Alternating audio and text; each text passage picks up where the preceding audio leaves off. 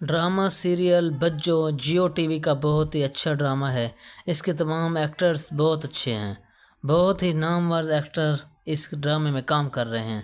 اس کی آنے والی ایپیسوڈ بہت ہی امیزنگ ہے۔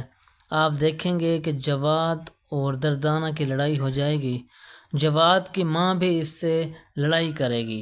جواد فواد کا ساتھ دینے سے انکار کر دے گا اور بجو پیر صاحب کو بے ہوش کر دے گی۔ جواد چونکہ دردانہ کو پسند نہیں کرتا، وہ ہر وقت اس کی انسلٹ کرتا ہے۔ دردانہ بیچاری چپ چاپ اس کی زیادتیوں کو برداشت کرتی رہتی ہے۔ وہ اسے کہتا ہے کہ تم میری زندگی میں زبردستی شامل ہوئی ہو، اگر تم میری زندگی میں نہ آئی ہوتی تو میں اپنی لائف میں بہت خوش ہوتا۔ وہ اسے کہتی ہے کہ قسمت میں ہمارا ملنا لکھا تھا، مجھے کوئی شوق نہیں تھا کہ میں آپ کو لائف پارٹنر بناؤں۔ آپ جیسے بے حس انسان کے ساتھ کون رہ سکتا ہے؟ تم تو اتنے گھٹیا اور بدتمیز انسان ہو، اس کے باوجود بھی میں نے اپنے ماں باپ کے کہنے پہ تم سے شادی کی ہے، حالانکہ تم اس قابل نہیں تھے، اس کے باوجود بھی میں نے تم سے شادی کی ہے۔ وہ اس سے کہتا ہے کہ وہ کہتا ہے کہ تمہیں شوق تھا اس لیے تو تم نے مجھ سے شادی کی ہے۔ جواد کی ماں جواد سے غصہ کرتی ہے۔ وہ اس سے کہتی ہے کہ اگر دردانہ تمہیں چھوڑ کر چلی گئی تو میں تمہارے بچے کو نہیں سنبھالوں گی، کیونکہ وہ ابھی بہت چھوٹا ہے، میں اس کا خیال نہیں رکھ سکتی، میری اپنی بھی صحت خراب رہتی ہے، میں ایک بچے کو کیسے سنبھال سکتی ہوں؟ میں اس کی کیئر نہیں کر سکتی، تمہیں سمجھ کیوں نہیں آتا؟ تمہارے بچے کو ایک ماں کی ضرورت ہے اور دردانہ اس کی بہت اچھے سے کیئر کر رہی ہے۔ بشرا کی ماں اسے ڈانٹتی ہے کہ تم صبح تو سکندر کے ساتھ چلی گئی تھی، اس بات کا مجھے علم بھی تھا اور میں بات سنبھال لیتی، لیکن اب تم واپس بھی اسی کے ساتھ کیوں آئی ہو؟ تمہارے بہن بھائی تو کیا، اگر محلے والے بھی دیکھیں گے تو باتیں تو بنائیں گے۔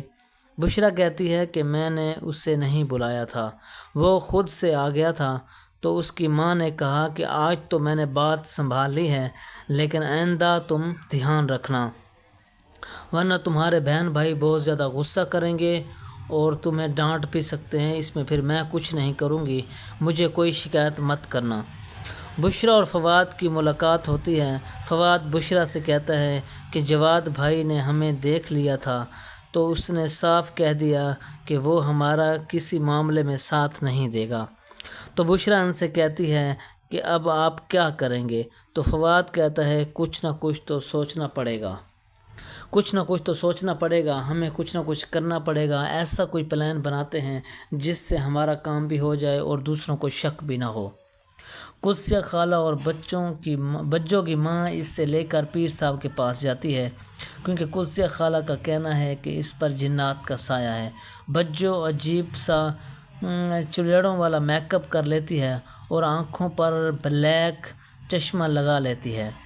وہ جب پیر کے پاس جاتی ہے تو پیر کہتا ہے کہ اس بچی کا چہرہ ہمیں دکھاؤ، جن ہمارا چہرہ دیکھ کر بھاگ جائے گا۔